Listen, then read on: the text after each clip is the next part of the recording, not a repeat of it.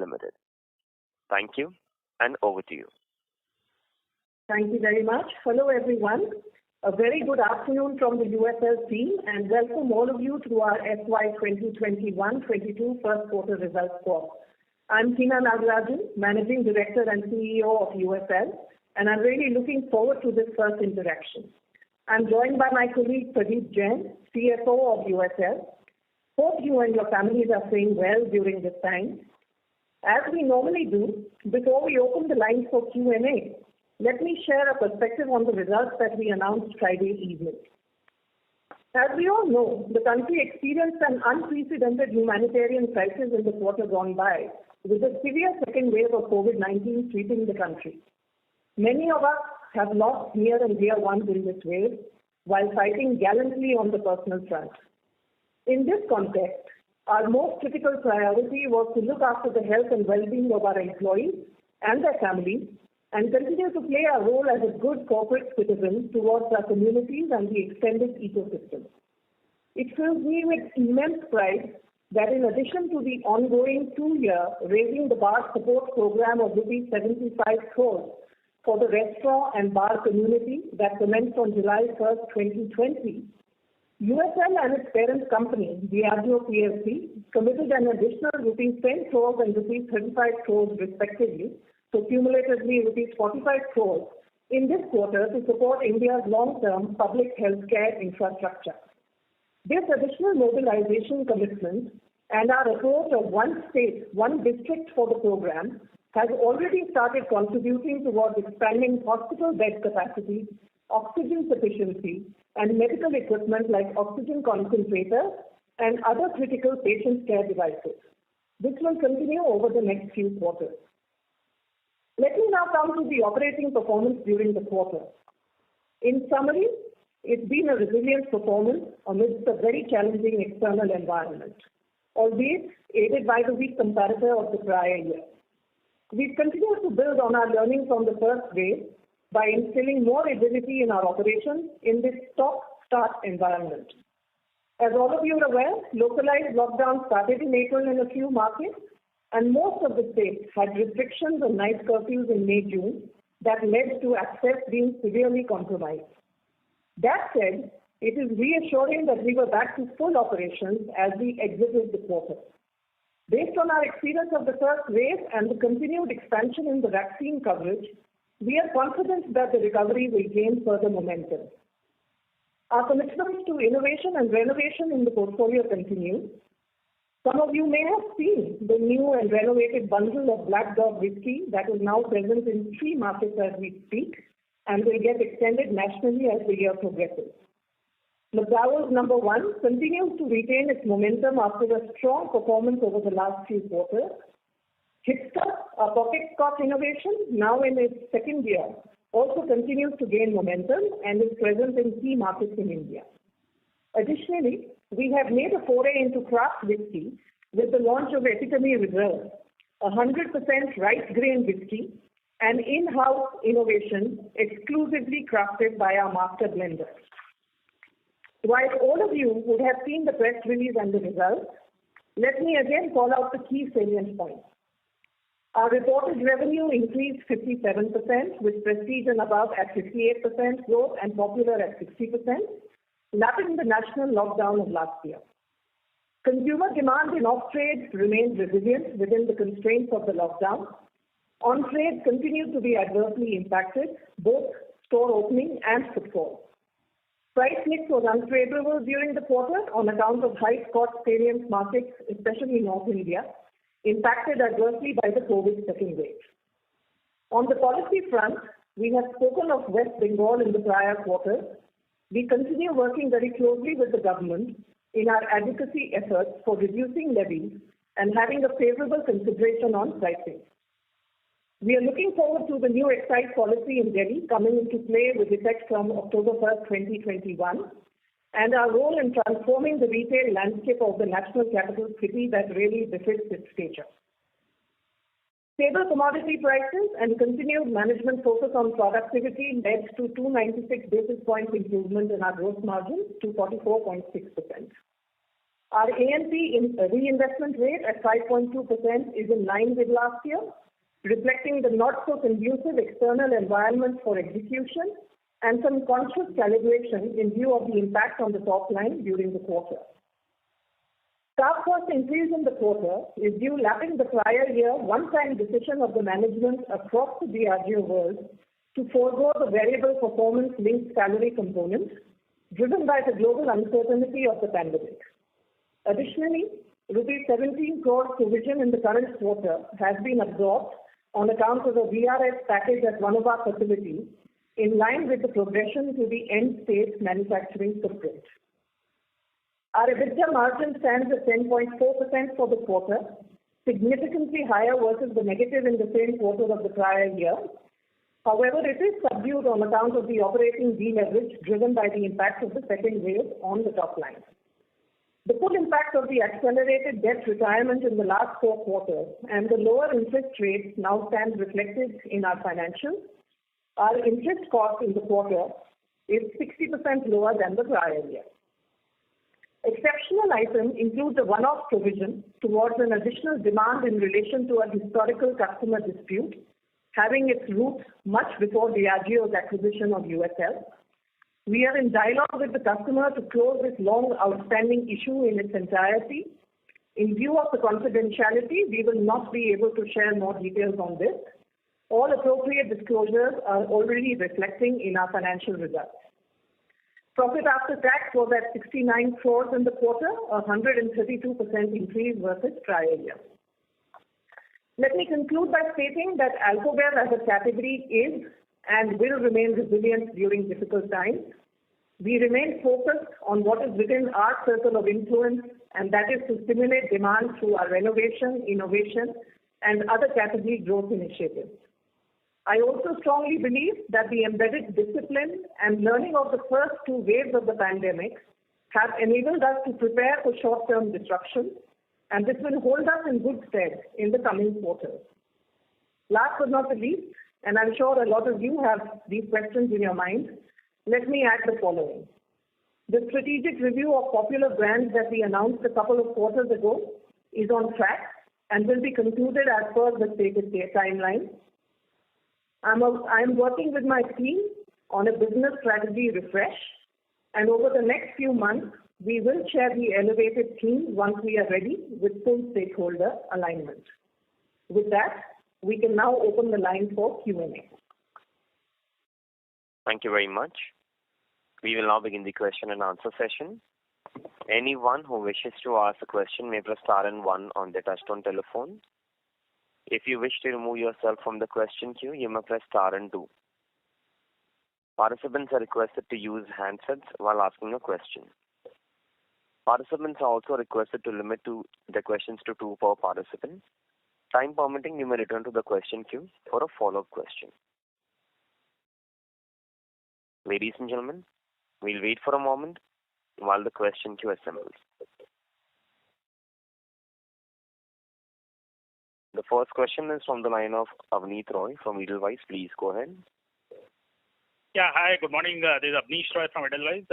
Hina, my first question is a strategic question. So you have been in Diageo India for the last 4 months, 3 months as CEO designate and 1 month as MD and CEO.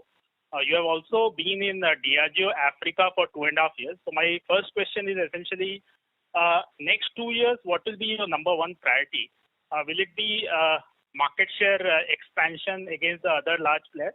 So essentially drive volume growth ahead of the industry by pricing and being aggressive on the marketplace?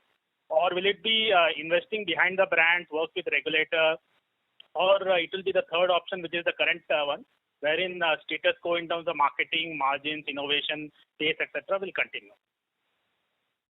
So, hi Avneesh, how are you? Basically, look, I said that we are working on a strategy refresh, so we will come with all these elevated themes when we are ready with full stakeholder alignment. I mean, having said that, Avneesh, macroeconomic opportunities are auguring well for our industry. The market has many growth drivers, right? Young demographics, increasing number of people entering legal drinking age, low per capita consumption, and demand for iconic brands. The premiumization trend is, very strong. We've been scaling up in our Scotch journey. Of course, we want to participate much more in, mid and upper prestige while we strengthen our core with, McDowell's number one, right? So as we move towards being a low debt company, right, we would want to unlock new engines of growth, internally, maybe through more alliances, partnerships. And, in a sense, look, market share growth are linked, right? And margin is a given. So all these themes are in our minds.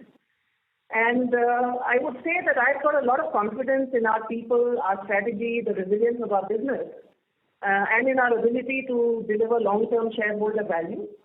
We maintain our aspiration of delivering sustainable and profitable growth over the medium and long term as all these growth opportunities unfold in front of us. Thanks. One small follow-up on this. You have worked for 2.5 years in Diageo Africa. How is Indian liquor market different from there? And you had worked in India in FMCG companies prior to 2013. So in the last 8-9 years, how much has the Indian consumer changed in the first 4 months? Is there a big realization that consumer has changed dramatically? Yeah, so, first addressing the question linked to Africa, right? So I think there are lots of similarities and some differences in the African market and Indian market. The similarities are vibrant demographics, volatility in the regulatory environment, sustainability challenges. I would say the differences are that Africa tends to be a larger beer market and India is a very vibrant spirits market, right? And I would also say that India has better affordability and the premiumization trend in India is much faster, right? So, there are things that I can bring from African market into the India market, in terms of, I was handling 37 markets in Africa. So, when some markets have disruptions, the other markets give growth opportunities, and I want to apply the same principle in the 36 countries of India. Right. How much has India changed, Abneesh, in these 7-8 years? I would say that India has become far more vibrant, and I think the premiumization trend is really taken off, right? So, and that is quite exciting. And then the exciting development for us is, online home delivery opening for our market. Overall e-commerce has absolutely exploded in India. It wasn't there when I left the country, but now it's absolutely exploding. Retail environment has improved massively, right? Our off-trade is very vibrant now. Online adoption is very good, and we are super excited about home delivery opening up for our industry as well. So I would say, the growth opportunities and potential I see today is very exciting. Sure, that's very helpful. That's all from my side. Thanks. Thank you. The next question is from the line of Avi Mehta from Macquarie. Please go ahead. Hi, Hina. Thanks for the opportunity. I was, you highlighted about the business strategy refresh, which will be shared. What you also said, you're unlocking new engines of growth. Would it be fair to say that as we look to dial up growth rates, you would kind of put preference to sales over margin expansion? Is that the way I should read, at least from a broad concept point of view? I think both are going to be important for us. I don't think we will, put one above the other. Both are important. It's an and game for me, not an or, I would say. Okay. No, where I was coming from, as the history has been, it's been awesome in terms of, the expansion that they've done, the net debt reduction. We've seen very, strong headway in that kind of trend. So I was just trying to kind of compare. From there on, would the focus be more on investing in the market? Because it seemed to be, as you would look to drive new engines of growth, it would need front-ended investments. That's what I would, and please correct me if that is not the right way to kind of look at this. We are always on the lookout for more growth opportunities, and so investment in growth engines will definitely be there, but we believe that we have opportunity on margin as well. So, like I said, it's an and for me, and, both will remain on our agenda. And just a little bit, do these new investments, when you kind of look at new opportunities, you highlighted towards alliances. Is it fair to argue that the capital intensity is also going to be remaining under control? Is that why alliances would be the preferred route? Is that the right way? I think that would be fair to say. I mean, we are looking to, in fact, this is something that I carry in from Africa and my learning, that, partnerships can be very valuable in driving growth. And yes, it would be fair to say that. And I think Pradeep would like to add something. Yeah. So Avi, again, whether you look at our manufacturing footprint progression, right, or, whatever, as Hina is kind of talking about new growth engines, absolutely. I mean, that is something which we'll be very, very conscious of, right, on the capital intensity. Thank you very much. Sorry to interrupt you, sir. I'll request you to come back in the question queue. I request all the participants, please restrict to 2 questions per participant. If time permits, please come back in the question queue for a follow-up question. The next question is from the line of Aditya Soman from Goldman Sachs. Please go ahead. Hi, good afternoon, team. So 2 questions. Firstly, you indicated that, you want to do more in sort of middle and upper prestige. If you look back since Diageo took over, we haven't seen a very significant headway as far as market share goes, in particular versus Pernod. Where do you think the opportunities lie, whether it's in the existing brands or new brands, or where do you think the weakness lies in gaining more share in middle and upper prestige? And then moving on, to my second question, just in terms of non-whiskey spirits, is this an area which you feel could be a significant contributor, or at this point we'll focus on sort of whiskeys, in particular middle and upper prestige? Thanks. Yeah. Okay. So I think addressing your question on headway on middle and upper, I think both renovation and innovation have a role to play. So we know that we are aware that, Royal Challenge Whisky, for instance, has had a mixed bag performance, right? So we've renovated, we were price challenged in some markets, we've corrected that, and we're beginning to see some headway with that. But we are also in the process of parallelly looking to contemporize the brand to address the new entrants that are driving growth in this segment, right? And we have potential also in our brands that exist in upper prestige. So we will be looking to press those buttons, and innovation will always play a role. So as consumer needs evolve, and as we look at what those needs are, we'll definitely have more innovation on the agenda. Coming to your second question on non-whiskey spirits. So yeah, we look at whites as a category together, right? So of late we are seeing a lot of traction on gin. And you might have thought that we've actually, started putting a lot more might behind both Gordon's and Tanqueray, which are our brands in the gin category. And we started activating them much more in the market with, a lot of traction. We are also conscious that vodka on its own is a large category, and we actually have a power brand, Smirnoff, in this category. So we are looking at an action plan on Smirnoff where we are looking to revitalize this brand and get a fair share of the category, and you will see initiatives rolling out in the 9-12 months in this category as well. So we are going to be looking at the whites, definitely. Thank you. That's very clear. Just a follow-up on the first question. You mentioned upper prestige, but we see that Blenders Pride is significantly larger than anything UNSP or Diageo has. And for the consumer to make a switch, what do you think will be the sort of key drivers of that, given how large a share, say, Blenders Pride already has? I think that's fine, because consumer needs are evolving. We are looking at changes in, aspiration levels, the desire for experiences from the consumers, and you are seeing a lot of experimentation on flavor profiles, etc. So we have opportunities, and as the market evolves, we will be tapping into those new opportunities. All right. Thank you very much, and all the best. Thank you. Thank you very much. The next question is from the line of Arnab Mitra from Credit Suisse. Please go ahead. Yeah, thanks for taking my question. I had the first question was on your margins this quarter. So you have highlighted relatively benign commodity costs helping the gross margin. If you could just talk through going ahead incrementally, as we speak in June, July, and going ahead, do you anticipate inflation coming in glass prices as well as ethanol, or do you anticipate that commodity costs are largely range bound and therefore gross margin profile would not be under pressure? Yeah. So, Arnab, I'll take that.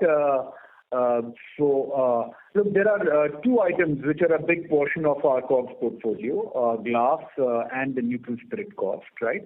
You're absolutely right. There are some inflationary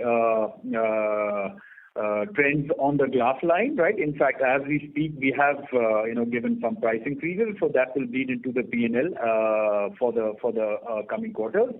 On neutral spirit, as all of you are aware, a lot of it is pegged to the ethanol blending policy and the prices that the government declares. Typically, those prices get declared in October, November. So we should be stable right now, but it's wait and watch till those policy prices are announced. As an ongoing, what do we keep doing? We have shared earlier also. As a management, we try and target at least 1.5 to 2% of net sales as ongoing productivity, which is value chain extraction and efficiency extraction. And we will again continue to do, as Hina mentioned, we will continue to do what is in our circle of influence, and then we will see what happens. Sure, thanks. My second question was this negative price realization growth that you have, price mix being negative, I think 4% this quarter. Is it purely a one-off COVID impact of prestige and state mix, or is it something which is going to continue going ahead into the year? Yeah. So look, as Hina mentioned, India is a kind of portfolio of 36 states and union territories, right? North is severely impacted where the Scotch mix is very, very high, and in the quarter that just went past, North was severely impacted because of the COVID impact. If you look at our historical trends, right, over the last 12, 16 quarters, by and large, we've delivered a positive price mix again, right? So I would want to believe it's a one-off, but it's an outcome of the state and the brand mix, right? One would want to see it reversing in the coming quarters. Just one follow-up. I mean, because last time when we saw this lockdown, we didn't see a big negative price mix. So this is more driven by mix actually, or more just the state composition, just to get a sense of which has contributed more to this negative number? The headline thought of that is the impact on North has been far more significant in Wave 2 compared to what happened nationally. Nationally was rather consistent across the country, whereas Scotch, which is a big salience of the North business, has severely got impacted in the current quarter. That's why you see the swing in price mix versus the Wave 1. Okay, that makes sense. Thanks so much. All the best. Thank you. The next question is from the line of Tejas Shah from Spark Capital. Please go ahead. Hi, and thanks for the opportunity. Hina, my first question pertains to the observations or the comments that you made, the tailwinds that Indian alcohol sector has in terms of per capita income, young demography, and then you stressed a lot on premiumization also. But these factors have been there for the last many years, and then despite that, the overall sector growth has been mid-single digit at best. And that is like as good or as bad as hair oil sector growth, which is highly penetrated. So what is, and then you bring a very fresh pair of eyes to the problem statement here. So in your early assessment, what is dragging down the sector growth from realizing the potential that you spoke about? Look, I think we are seeing positive developments on the regulatory front, right? So that is one. The second is, I think demographics are there and they are accelerating, right? So we are seeing increased sort of premiumization. We are seeing increased experimentation. I mean, just to give you an example, you would have read about our foray into craft whiskey, right? So this is something that is helping us premiumize the whiskey portfolio, right? And we have full intent to do that. So there is a lot more role for innovation to play. There is vibrant movement. The millennials are driving experimentation. As the millennials mature, they are bringing much more purchasing power. So I would say that the potential is there, and it is something that we need to take full advantage of and maximize the growth opportunities. So it is there, and I think it is accelerating. Sure, this is helpful. Second, on RM inflation, not to dwell much on the near-term inflation, but how do you see government's ethanol policy impacting ENA prices structurally from here on? So, on this one, I mean, our own assessment is that over a period of time, right, fundamental economics will prevail, right? As this becomes very, very attractive for the ethanol manufacturers, right, or for the ENA manufacturers, we also expect a lot of capacity to come up. So while in the shorter term we could see some inflation headwinds, but over a slightly extended period of time, we believe that as additional capacity comes up, etc., the market will find its right balance. So over a longer term, we don't see any big worry on this front. In the shorter term, you're right? We could face some inflation headwinds, which we will always, like any forward-looking company, manage through a combination of ongoing productivity and pricing. Sure. And by shorter term, you mean 1 or 2 years to come up capacities, or it takes longer? I mean, typically in the India environment, we see in the India, with the India entrepreneurial spirit, etc., typically these things come very, very quickly, right? So let's see how that pans out, right? And we continue to do whatever we are doing to ensure that we are not adversely impacted by that. Thanks. That's all from my side, and all the best. Thank you. Next question is from the line of Krishnan Sambamurthy from Motilal Oswal. Please go ahead. Thanks for taking my question. This is regarding the ongoing strategic review of the popular segment. Your own thoughts on how critical this is from a medium to longer term perspective. What are the key gains that are expected? And also, since this you've given a timeline until December, are you looking at ramping up the scope compared to what was envisaged earlier? And will there be more such reviews in the future? So I would say that we proactively started the strategic review of our popular portfolio, and that is on track, right? And we are looking to conclude it as per the stated timeline. So we are working through with our advisors and looking to drive it to a tangible decision, whichever way it goes. So as and when we reach that decision, we will transparently share with you, right? So I mean, we are not increasing the scope of the review at this point in time. Okay. And your thoughts on medium to longer term benefits from this review? Well, depending on the decision, right? So I mean, once we come with the decision, we will also transparently share with you, what that means for our business, right? Understood. And the possibility of more such reviews, I mean, this will be an ongoing thing that you would be looking at maybe every few years? I mean, yeah, as the market evolves, every business, we conduct regular portfolio reviews, and that's business as usual. So, I mean, we'll continue to do that as we evolve, right? Understood. Thanks, Hina. Thank you. The next question is from the line of Ashit Desai from Emkay Global Financial Services. Please go ahead. Yeah, thanks for the opportunity. I have a follow-up question on the popular portfolio that you have retained. This includes Celebration Rum and the Director Special brands. We've not been investing behind this portfolio for a long time. So going forward, would there be any growth plans for this portfolio, or this is something you would also relook into the future? Yeah, I mean, this is, something that we are looking at, and actually it's part of the strategic refresh that we are doing. So again, we are looking at the role in the portfolio, which markets, etc. And, we will come back with the theme on that as and when we close the strategy refresh out. But I mean, I can say that we see a role in our portfolio for the brand, and it will play a role, in our strategy by state. Okay. And my second question is on your state presence. We may have exited few states or few markets, or may have limited presence in certain markets due to various reasons, be it compliance or the other things. Whereas your larger competitors would still have a decent presence in these markets. you see any possibilities where you can re-enter these markets, maybe through a different route or have some sort of presence? So the first thing I want to say is that we will stick to the right way of doing business, and if that means that we are out of the market, so be it. I mean, do we see a possibility? Of course, we are continuing to advocate with the government there to come to solutions that are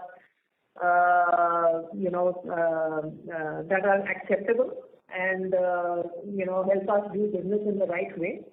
And we have seen that markets come back, right? So it's not no situation remains permanent. I think we've seen markets close and come back with good solutions. And when one door closes, there are opportunities in other states, and this is an ongoing part of the environment in India. So we are very sure that those markets which are closed today will be back one day. And this also is, just to add to what Hina has mentioned, I mean, we've seen that play out over the last 4 to 5 years, right? Mm-hmm. If you look at, Uttarakhand 3 years ago, right, that's back with a bang last year. Chhattisgarh was closed for about 2 to 3 years, etc. That's back with a bang, right, last year. So, this is very, very clearly, playing out, and we are confident that no market will remain closed permanently for us, right? It requires a little bit of effort on the advocacy and the work with the government, but hopefully they'll all come back. Got it. Thanks and all the best. Thank you. The next question is from the line of Namant Satya from Ambit Capital. Please go ahead. Yeah, hi. This is Alok here from Ambit Capital. Good afternoon, and thank you for giving this opportunity. Firstly, you mentioned that volume growth and margins both would be equally important. In that context, just wanted to check, over the last 4-5 years, whatever cost savings that we have seen, be it in terms of ad spend line item or employee costs, etc., you do not think that would have possibly impacted United Spirits' revenue growth momentum, right? Sorry, I'm not clear about the question. Yeah. Just repeat the question. Your voice was not very clear, so I didn't get the question. Can you repeat that? Okay. Sorry. So you had mentioned previously that volume growth and margins both would be equally important for you in your strategy going ahead. Just wanted to check, in the past we have already seen very healthy EBITDA margin expansion. But the sense that I get is you remain confident that with the current cost line items at which business is operating, there has not been any revenue impact, so to say, because of the past cost savings. So let me just try and interpret your question first, right? Your question, if I understand it right, is that in view of the aggressive cost savings program that we have ran over the last 4-5 years, we've not foregone any growth opportunity, right? Is that the question? Yes. One would tend to agree, that I don't think we have cut anything vis-a-vis the consumer or the customer over the last 5 to 7 years, right? Ongoing efficiency extraction, absolutely, that any organization should continue to do, and we have done the same. But I don't think we have compromised anything for growth of the organization. Does that answer? Yes. Thank you. And my second question was on the distribution. So while, of course, it's a complex environment to run the liquor business in India, but do you think there is scope for you to do differently on the distribution side, at least in the states where it's privately held? Your thoughts around it, please? So look here, Hina, and my view would be that Alcobev category, the distribution is capped by the government on the outlet access, right? The entire category is like, 50 to 60,000 outlets, right? Out of which 80 to 90% of the business is probably done by the 35,000 outlets. So distribution is not really a big differentiator, right? It is the battle in the store, right, of what we typically focus on. But I would say I think the opportunities are coming with the route to market and policy changes that we are seeing in Delhi, for instance, right, where the retail environment is expected to change dramatically and become much more positive, right? And definitely we see opportunity there. And then we see a lot of opportunity in new evolving channels like home delivery, where though it's very nascent today, and we know that it takes time to build, we expect that it will reach a tipping point one day and then really explode, right? So in that sense, there are definitely positive distribution opportunities that we see. Right. So my question was more on, is there scope to work even more closer with the retailers and distributors that you are currently operating with, or you think that you are operating in the best possible integrated manner? That's an ongoing part of our business. I mean, we continuously look to, we work very closely with them all the time, and as and when we see opportunities, we take those opportunities to expand presence and visibility. Yeah. And varies from state to state, I would say. Like Maharashtra is as close to a classic CPG FMCG model, and we have very, very strong distributor relationships, and we continue to work with them in terms of, what we can do in terms of joint up business planning and how to expand the business. Got it. Thank you very much. Thank you. Thank you. The next question is from the line of Latika Chopra from JP Morgan. Please go ahead. Yeah, and thanks for the opportunity. Hi, Hina and Pradeep. My first question was, around the demand landscape. If you could share exit June rates, both for off-trade and on-trade recovery versus pre-COVID levels. Just trying to gauge a sense of where we ended the quarter with. Any early thoughts on how July is shaping up for you? Yeah. I mean, so as we exited June, we were back to full operations as far as the off-trade is concerned, right? Now, on-trade, of course, remains restricted. There are restrictions on capacity, on timing, and, the size of social gatherings around the country. So, on-trade still remains subdued. And as you know, I mean, also global travel remains muted, right? So I would say off-trade is looking promising. And on-trade, we are hopeful that it will start opening up as the COVID rates sort of, come down and recovery and vaccination coverage goes up. We are hopeful that on-trade will also start opening up slowly but surely. Sure. The second bit was just checking on, your thoughts on potential foray into non-alco bev space. We saw this clarification being given in your memorandum of association. So that, Latika, is just an enabling provision for us to, do brand extension work, right? To undertake brand extension. And, as far as, a standalone business in this respect, we have no intent right now. But the low alcohol space is developing in the Western world, right? So we'll watch for it. And, whether there's a future possibility or not, we don't know. We'll continue to watch that space.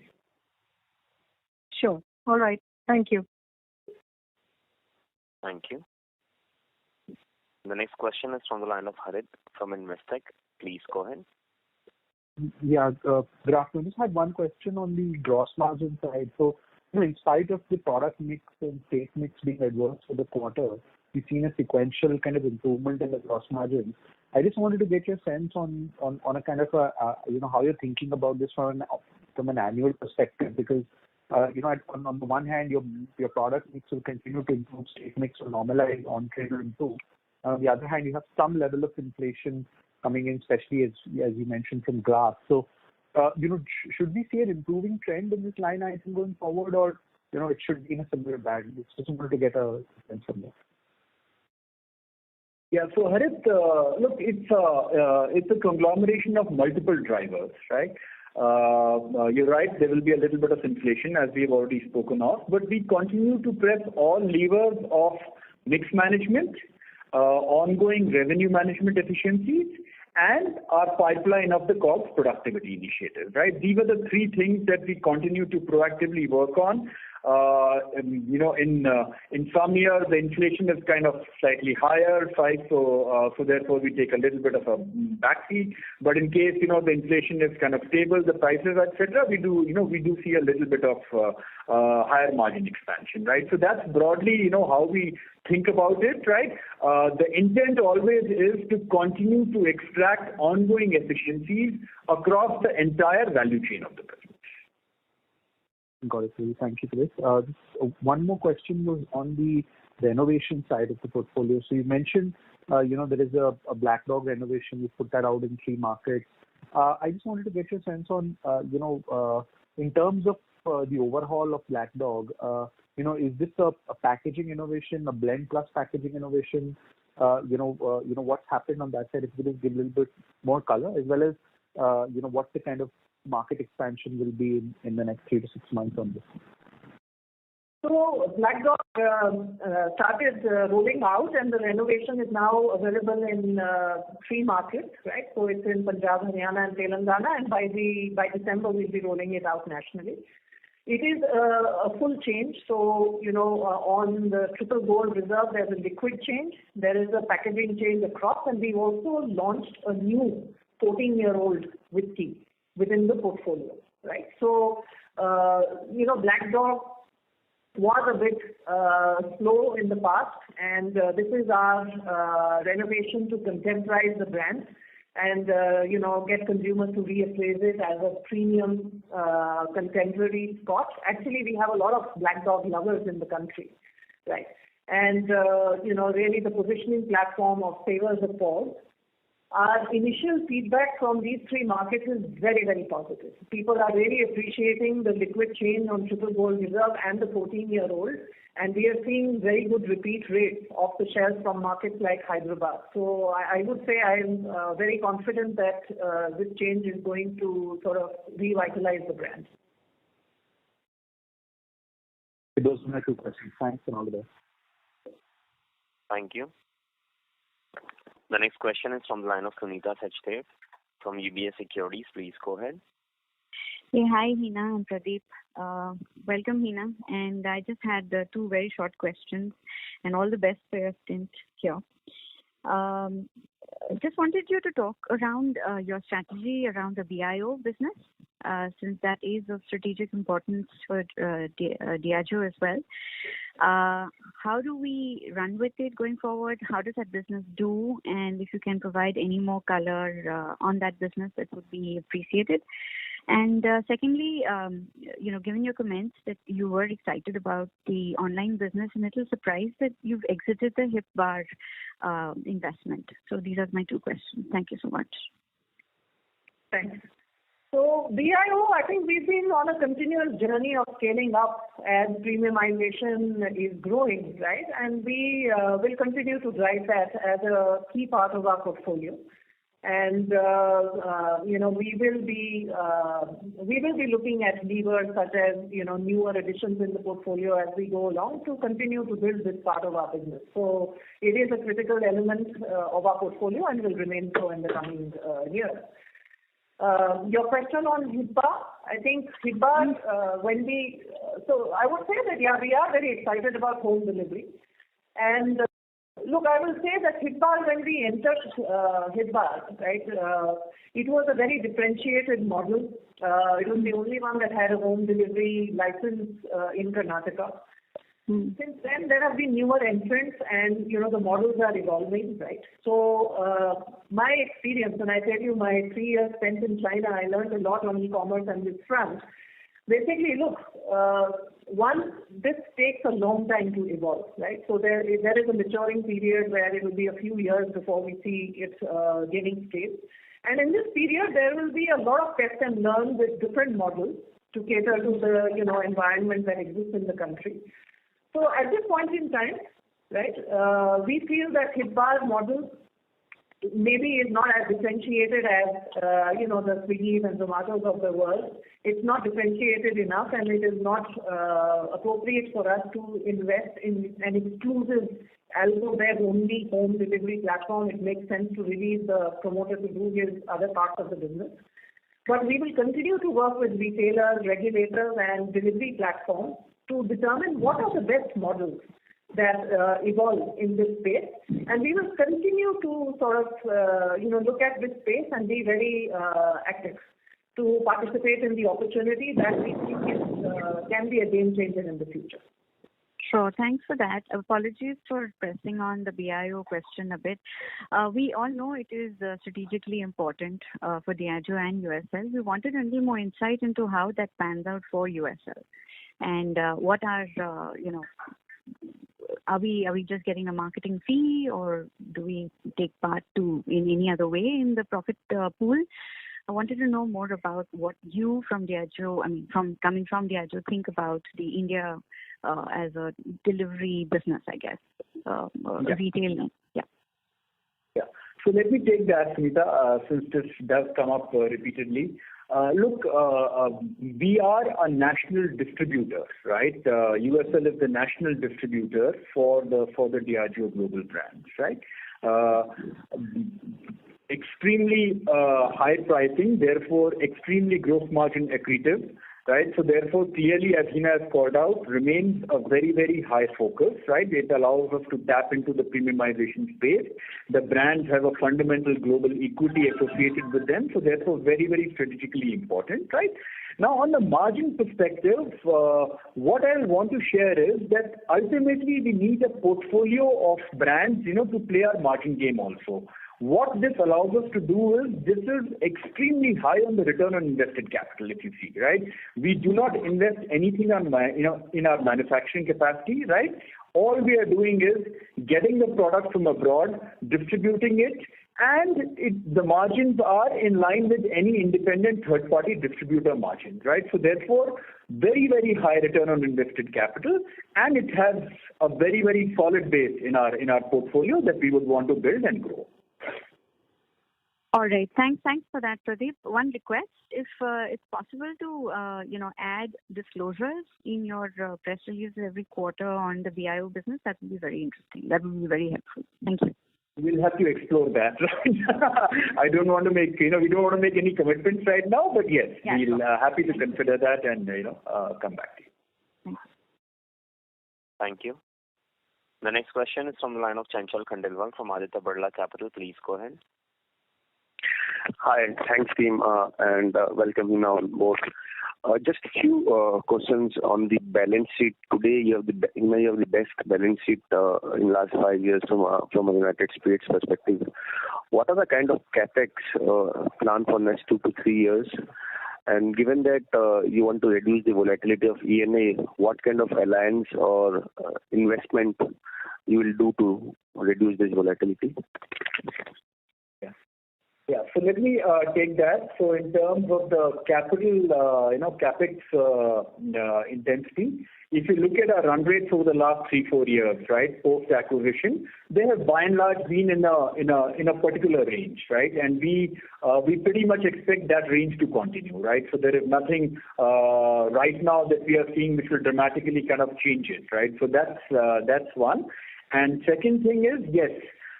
In the Indian environment, we believe that alliances is the way to go. That's exactly what we have done on our manufacturing footprint also, which includes a lot of co-located in our distillation facilities, right? And we will continue to progress on that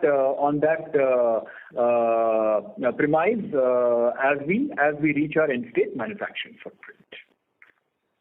Pradeep, can you elaborate co-location of distillation facility and anything more you are doing to make sure that the supply of ENA is secured and the volatility in ENA is reduced? Yeah, so basically it provides a supply security, right? With our third-party manufacturing partners, they have a co-located distillation facility, and therefore the neutral spirit supplies are secured, and it does come with a set of cost advantages also. Sure, thanks. One more question, if I may. So if I look at competitive spirit, you have, if I can name Pernod at one end, where if I look at the sales per case is far superior. You have Radico in the other end, who has gained market share. If I look at the state mix or brand mix which you want to play, if you can, and if you want to answer, on how will you play it out, at which are the states which is the focus now for you to improve your premiumization? You started saying that premiumization is what India has a big opportunity on. Anything you want to call out for, which are the states, which are the critical areas you want to attack, so that you become far superior than competition in Indian market? It's difficult to outline which states are important. I think all states are important for different parts of our portfolio. That would be my answer, right? So I think being very clear, we are very clear about clearly defining which parts of our portfolio are important. I mean, a market which is a lower prestige dominated market, and McDowell's number one will have a big role to play in, both attracting people from the lower segments and, catering to the aspiration of the consumer.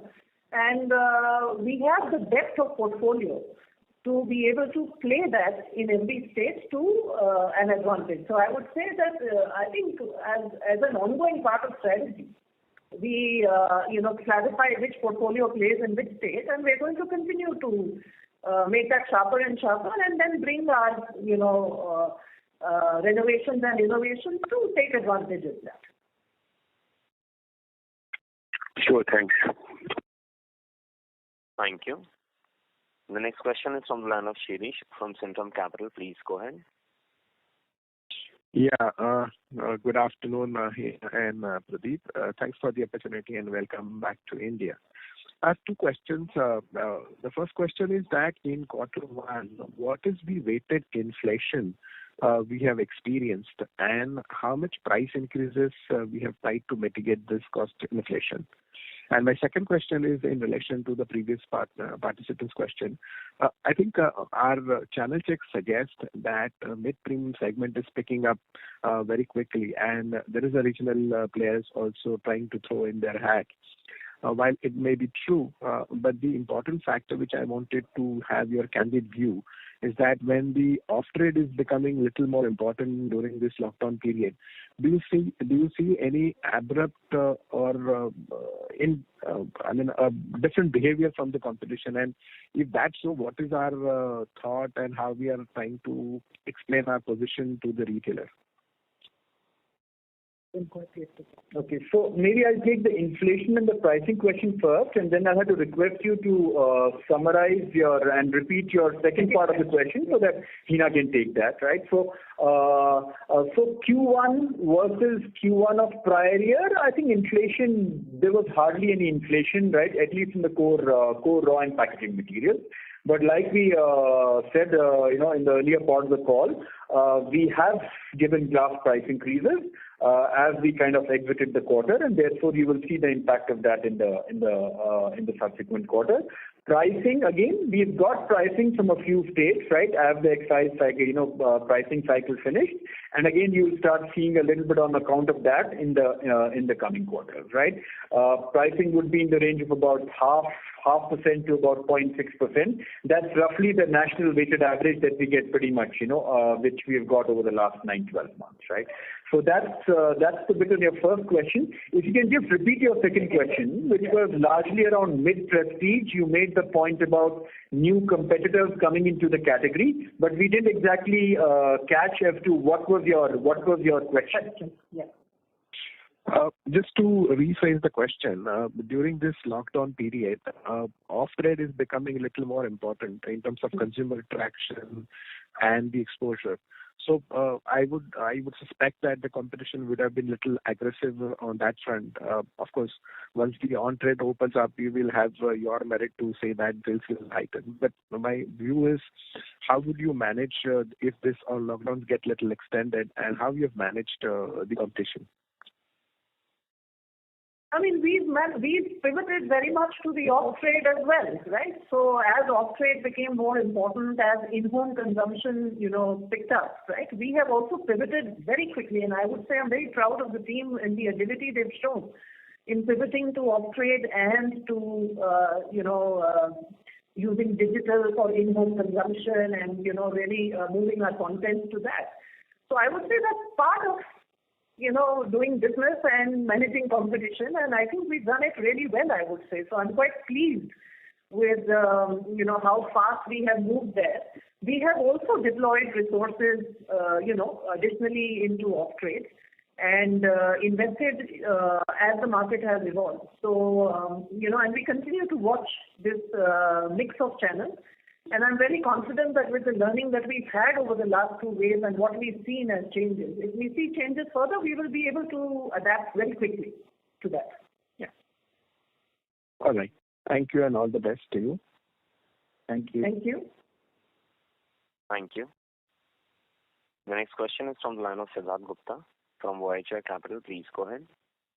Good afternoon to the entire team and welcome Hina back to India. And let me just say I'm very excited for the future of this company, both as a stakeholder and also the fact that I've recently turned 26, so I'm legally allowed to drink, so also as a consumer.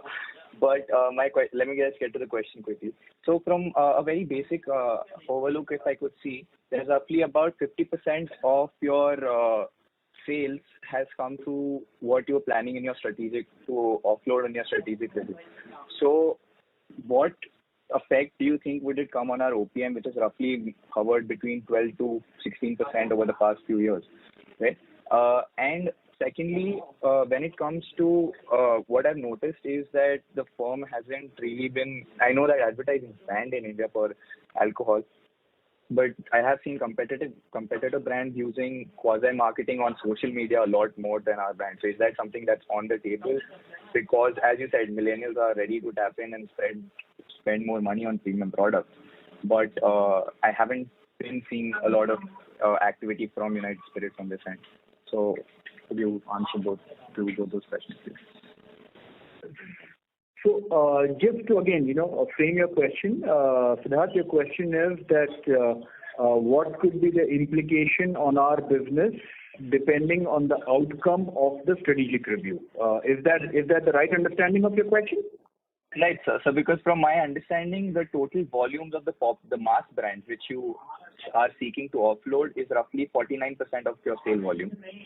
And because our OPM has been hovering between anywhere between 11 to 16% over the past 4-5 years, how would this fall in revenue be compensated in the OPM? How much percentage-wise OPM are we expecting an increase in? Yeah. So, Siddharth, I don't think the numbers that you have are right? But let me just respond at a slightly elevated level. Exactly what Hina mentioned earlier in the call. We are midway through our strategic review. We haven't reached any concrete outcomes, right? And a plethora of options is possible, right? And depending on whatever option emerges as the final recommendation, we are live to the implications of what it will have on our business model and our overall margins, etc.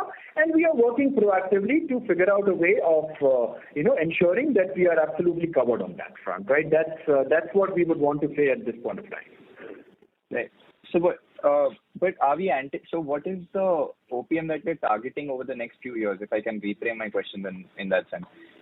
Because that has largely, if I exclude the years where we were making losses, we've actually been stuck in this OPM margin for a very long time now. So is there a strategic target of moving past to a certain level of profitability, or are we not having that number on the table and just targeting pure numbers as profits? Yeah, and we have maintained what we have said earlier, which is mid to high teens, and we remain absolutely committed, right? If you look at our progression over the last 5 years, right? Let's say post the acquisition, we have gradually inched up our operating margins from, let's say, high single digits. We are broadly there in mid-teens, right? And therefore, we would want to remain committed to the mid to high teens that we have always maintained. Okay, right.